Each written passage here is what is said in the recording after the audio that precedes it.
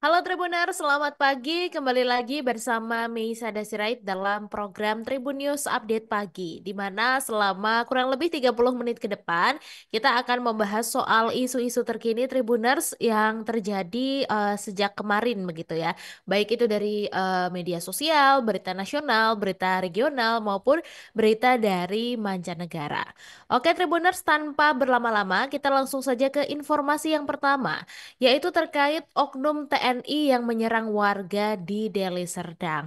Jadi permasalahan puluhan prajurit TNI AD dari Resimen Arhanud 2 SSM Kodam 1 Bukit Barisan dengan warga Dusun 3 Desa Durin Simbelang, Kecamatan Pancur Batu, Deli Serdang, Sumatera Utara ini diketahui akhirnya diselesaikan dengan cara kekeluargaan. Adapun peristiwa ini terjadi pada Kamis 30 Januari kemarin, Tribuners, di mana menurut Kepala Desa Durin Simbelang Serasi Sembiring bahwa pihaknya ini telah melakukan mediasi terkait kasus tersebut dan mencari solusi antara prajurit Resimen Arhanud 2 SSM dan juga warganya. Kemudian juga bahwa mediasi yang dilakukan ini telah menemukan titik terang antara prajurit Arhanud 2 SSM dan masyarakat setempat. Dan menurutnya penyerangan sejumlah kendaraan serta warung hingga penganiayaan yang terjadi terhadap prajurit TNI AD bernama Praka Dharma Saputra Lubis ini merupakan kesalahpahaman Tribuners. Selain itu, Serasi juga membantah, katanya kan ada temuan narkoba nih di kawasan penyerangan yang dilakukan oleh prajurit TNI AD tersebut, dan hal itu pun dibantah. Begitu, jadi ditegaskan bahwa memang tidak ada masalah narkoba. Kemudian juga disebutkan bahwa efek dari penyerangan yang dilakukan oleh puluhan prajurit TNI AD itu membuat masyarakatnya ini trauma. Adapun aksi puluhan prajurit TNI AD yang mengamuk dan menghancurkan sejumlah kendaraan ini terjadi pada Kamis dan Umar Tarigan, seorang warga mengatakan kalau peristiwa penyerangan itu terjadi karena adanya kesalahpahaman nih antara prajurit dengan warga sipil. Kemudian juga awalnya diceritakan bahwa prajurit bernama Prakadharma Saputra ini sedang melintas menggunakan sepeda motor di sekitaran lokasi dan berpapasan nih dengan warga sipil yang juga mengendarai motor. Nah, Umar ini menjelaskan berdasarkan pengakuan dari Prakadharma bahwa sempat cekcok dengan warga sipil yang menggebernya sampai berujung pada penghinaan terhadap personel TNI AD.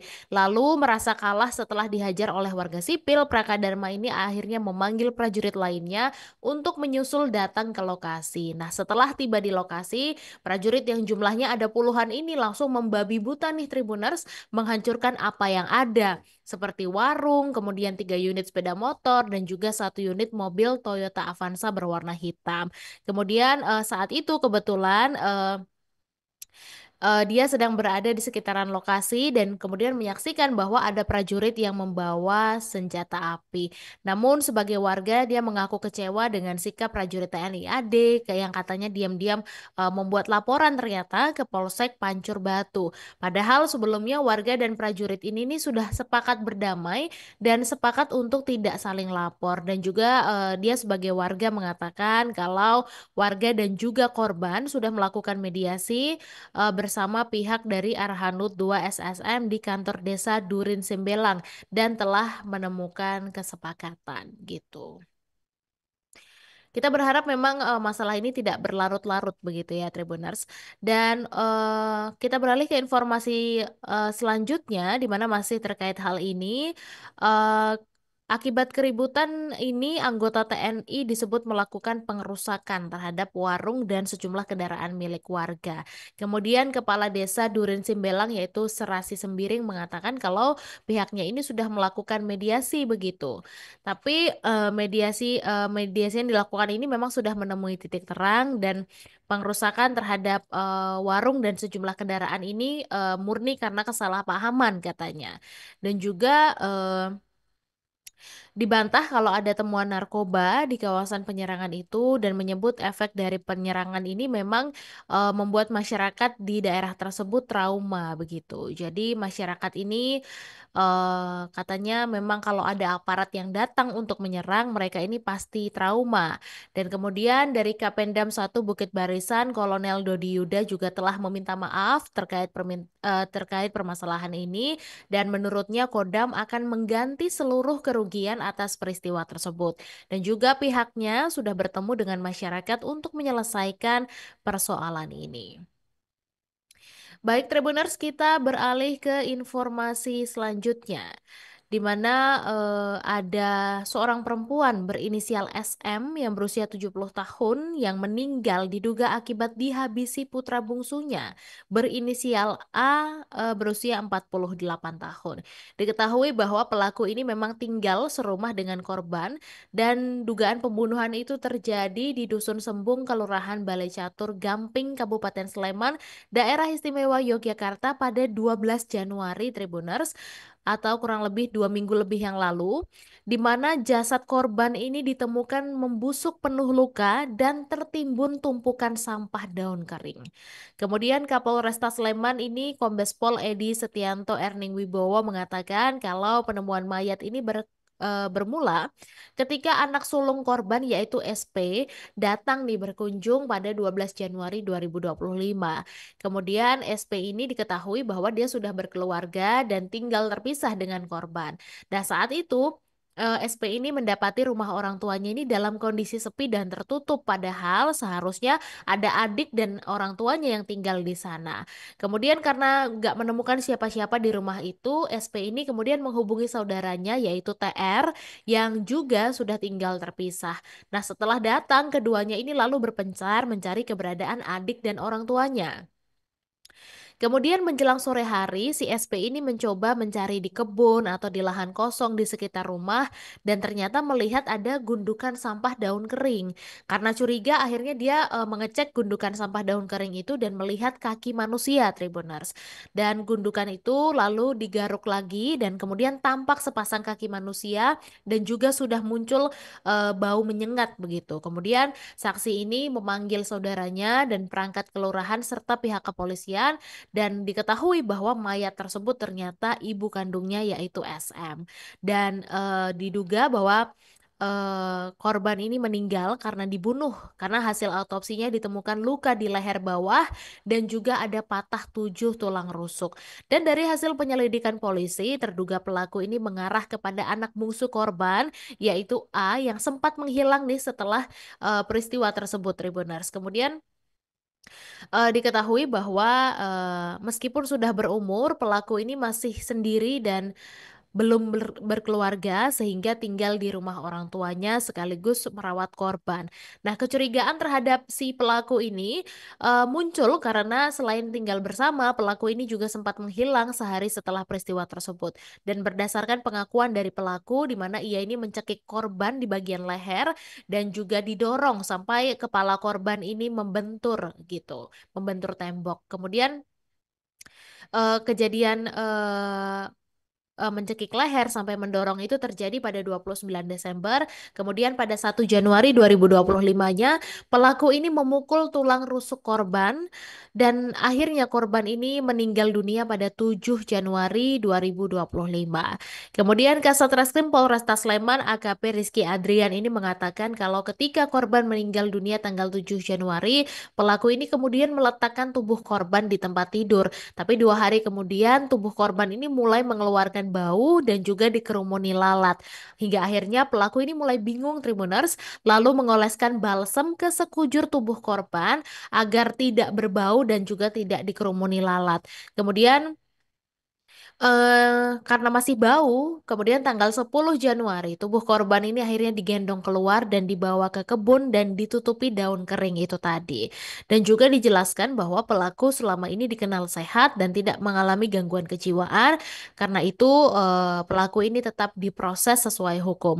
Kendati demikian, pihak kepolisian juga berkoordinasi dengan Rumah Sakit Gracia untuk melakukan pemeriksaan untuk memastikan kondisi kejiwaan pelaku. Sementara itu kepada pelaku disangkakan melanggar pasal 44 ayat 3 junto pasal 5 huruf A Undang-Undang Republik Indonesia tentang penghapusan kekerasan dalam rumah tangga dengan ancaman hukuman paling lama 15 tahun penjara.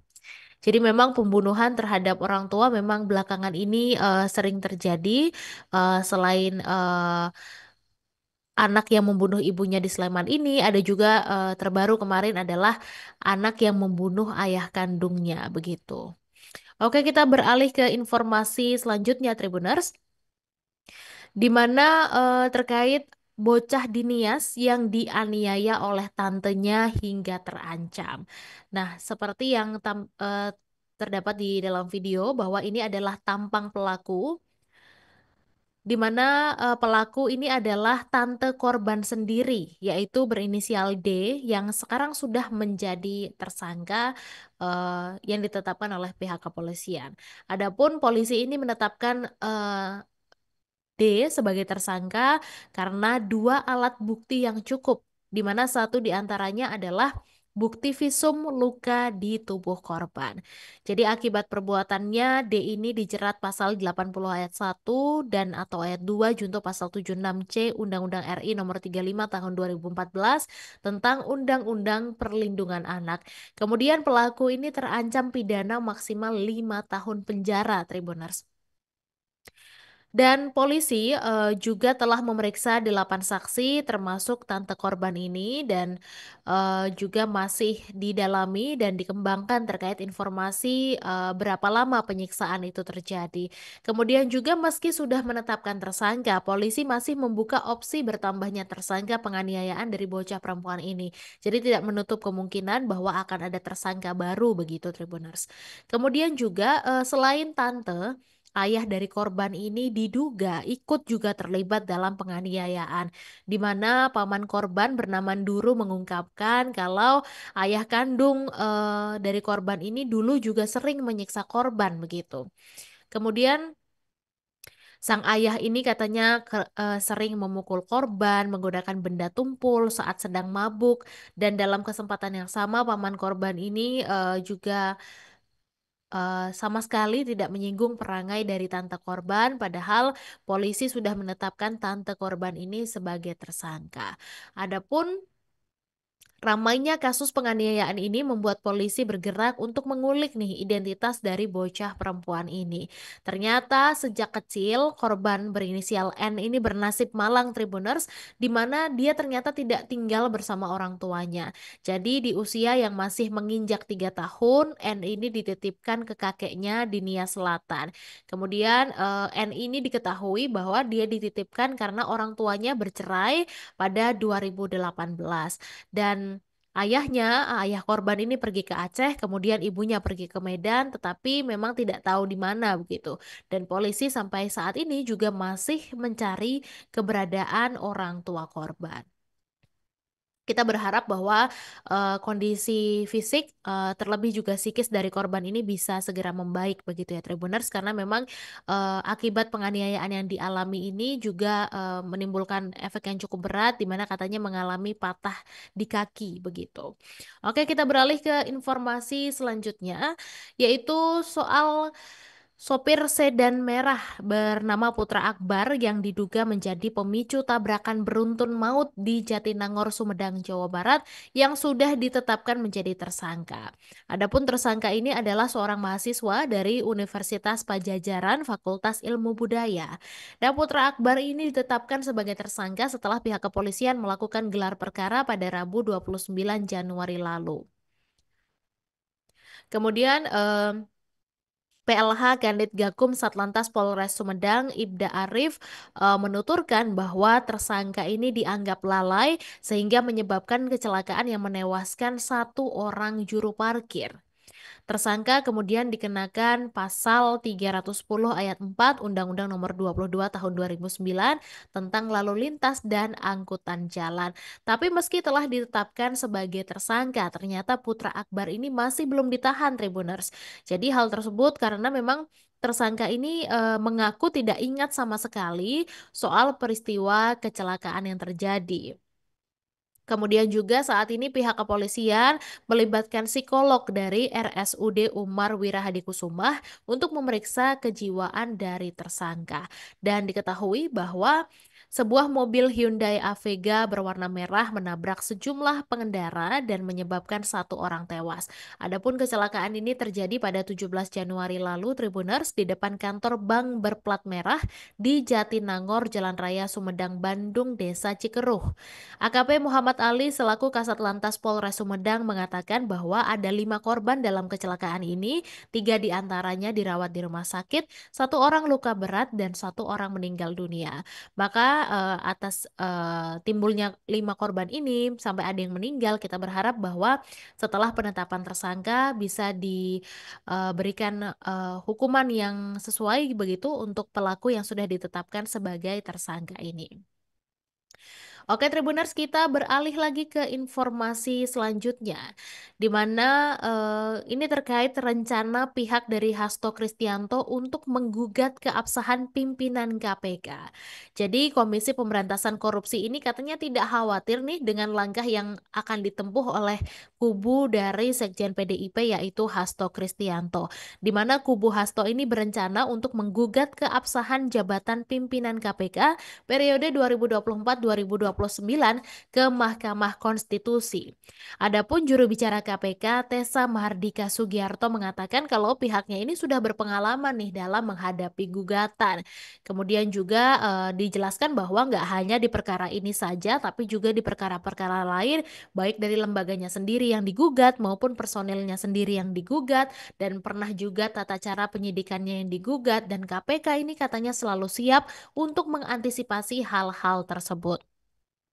Dan juga Tessa menerangkan kalau penetapan tersangka di KPK ini sudah melewati suatu proses. Jadi pada saat seseorang ditetapkan sebagai tersangka, KPK ini sudah memiliki keyakinan penuh bahwa yang bersangkutan memang melakukan tindak pidana yang disangkakan. Kemudian juga dijelaskan bahwa jika KPK ini diminta untuk hadir, maka KPK nantinya akan mempersiapkan diri untuk hadir walaupun penetapan 5 pimpinan tersebut ranahnya bukan di ranah KPK lagi. Kemudian sepanjang pengetahuan Tessa, katanya penetapan 5 pimpinan KPK ini merupakan ranah legislatif begitu, dan ada juga tim panitia seleksi lainnya. Dan kuasa hukum Hasto sebelumnya juga Magdir Ismail mengungkapkan kalau pihaknya ini berencana menggugat keabsahan jabatan pimpinan KPK periode 2024-2029. Gugatan ke MK ini direncanakan karena pihaknya menilai terdapat cacat hukum dalam proses seleksi sampai pelantikan para pimpinan KPK saat ini. Nah, meski demikian, Magdir juga belum dapat memastikan kapan akan melayangkan gugatan tersebut ke MK karena pihaknya ini masih terus mendiskusikan serta mematangkan rencana tersebut. Dan terkait gugatannya, Magdir merujuk pada putusan MK dalam perkara nomor 112, di mana dalam putusan tersebut MK menyatakan bahwa seleksi atau rekrutmen untuk pengisian jabatan pimpinan KPK seharusnya dilakukan oleh Presiden dan DPR periode berikutnya. Dan Magdir juga mengacu pada pasal 10 ayat 1 Undang-Undang Nomor 8 Tahun 2011 tentang Mahkamah Konstitusi yang menyatakan kalau putusan MK ini bersifat final dan mengikat atau final and binding. Oke, Tribuners, kita tunggu saja kira-kira kapan nih dari kubu Hasto ini akan melayangkan gugatan ke MK terhadap KPK. Baik, kita beralih ke informasi selanjutnya dari berita mancanegara Tribuners, yaitu Meta yang membayar 25 juta dolar ke Presiden Amerika Serikat Donald Trump karena Meta ini sempat menangguhkan akun media sosial Trump pada tahun 2021. Dan pada Rabu 29 Januari, perusahaan induk Facebook dan Instagram ini setuju untuk merogoh 25 juta dolar sebagai penyelesaian gugatan hukum dari Trump tersebut. Nah, awalnya gugatan ini bermula setelah Meta menangguhkan akun Facebook dan Instagram Trump pada Januari 2021. di mana Trump mengklaim tindakan tersebut melanggar haknya atas kebebasan berbicara yang dijamin oleh amandemen pertama Konstitusi Amerika Serikat. Dan kemudian ia menggugat Meta dan CEO-nya Mark Zuckerberg dengan tuduhan melakukan sensor yang tidak sah dan melanggar kebebasan berekspresi. Kemudian sebagai bagian dari penyelesaian, Meta ini akhirnya setuju untuk membayar Trump senilai 25 juta dolar. Dan dari jumlah tersebut, sekitar 22 juta dolar ini akan disalurkan untuk dana perpustakaan kepresidenan Trump, dan sementara sisanya akan digunakan untuk biaya hukum dan penggugat lain yang terlibat dalam kasus ini. Dan Meta juga menegaskan kalau penyelesaian ini tidak mengharuskan perusahaan untuk mengakui kesalahan dalam penangguhan akun Trump. Dan juru bicara Meta yaitu Andy Stone mengonfirmasi jumlah penyelesaian tersebut, dan dia menyebutkan kalau pembayaran ini akan membantu menyelesaikan gugatan hukum yang sudah berlangsung selama 4 tahun. Dan juga Meta tetap bersikukuh bahwa keputusan untuk menangguhkan akun Trump adalah tindakan yang sah. Jadi meskipun mereka sudah mau untuk memberikan 25 juta dolar, tapi mereka juga merasa kalau penangguhan itu sah-sah saja, bukan hal yang salah, karena mengingat adanya pelanggaran kebijakan terkait hasutan kekerasan. Dan sementara itu di sisi lain, Trump sendiri melihat hal ini sebagai kemenangan besar begitu Tribuners, di mana ia merasa bahwa bahwa pembayaran tersebut mengakui kalau dirinya ini memang dirugikan oleh Meta.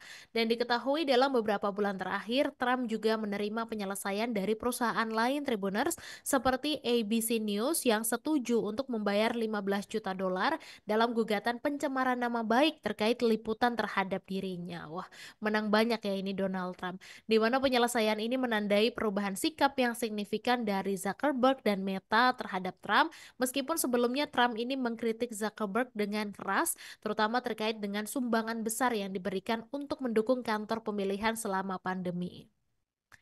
Begitu. Kemudian sebelum penangguhan akun Trump, Meta ini bersama dengan perusahaan teknologi besar lainnya memutuskan untuk menangguhkan akun media sosial Trump setelah insiden kerusuhan Capitol, di mana akun Facebook dan Instagram Trump tetap terkunci sampai Februari 2023. Dan selama periode tersebut, Trump ini kehilangan salah satu saluran utamanya untuk berkomunikasi dengan pendukungnya.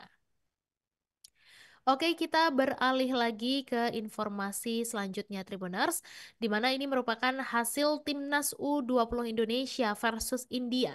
Jadi Timnas U20 Indonesia akhirnya meraih kemenangan pertama di ajang Challenge Series 2025 setelah mengalahkan India pada laga pamungkas yang menjadi modal apik skuad Garuda Muda di Piala Asia U20 2025, di mana pertandingan ini berlangsung di Stadion Gelora Delta Sidoarjo, Jawa Timur dengan skor 4-0 atas India pada Kamis 30 Januari malam tadi, di mana gol-gol skuad Garuda Muda ini dicetak oleh tendangan bebas Tony Firmansyah dan brace dari Muhammad Ragil dan juga Iqbal.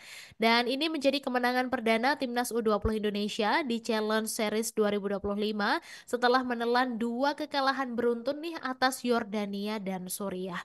Di mana atas hasil ini Timnas U20 Indonesia bertengger di posisi ketiga, tepat di bawah Yordania dan Suriah, sedangkan India berada di dasar klasemen dengan 0 kemenangan. Nah, kemenangan ini tentunya menjadi modal apik Timnas U20 Indonesia di Piala Asia U20 2025 di Cina yang digelar pada 12 Februari sampai 1 Maret 2025. Dan di Piala Asia U20 2025, Timnas U20 Indonesia ini tergabung dalam grup C bersama Uzbekistan, Iran, dan Yaman. Adapun timnas Indonesia mendapatkan peluang emas pada saat memasuki menit keempat lewat tendangan bebas tepat di garis kotak 16. Kemudian peluang tersebut akhirnya berhasil dimanfaatkan dengan baik oleh Tony Firmansyah untuk menjadi gol, di mana tendangan keras dari Tony ini melewati bawah pagar India sehingga tak mampu diatasi oleh kiper India dan mengubah skor menjadi 1-0. Kemudian Jens Raven ini membuang peluang emas, tak dikawal siapapun. Jens Raven ini gagal menendang bola karena terpeleset pada menit ke-9. Kemudian tendangan keras dari Galapagamo di luar kotak penalti ini mampu ditepis oleh Makar. Dan sementara itu Iwayan Artawiguna keluar dari sarangnya untuk menjemput bola pada menit ke-11. Kemudian memasuki menit akhir, timnas Indonesia ini mencoba untuk meningkatkan tempo permainan dan meski demikian rapatnya pertahanan India belum mampu dibongkar oleh skuad Garuda, di mana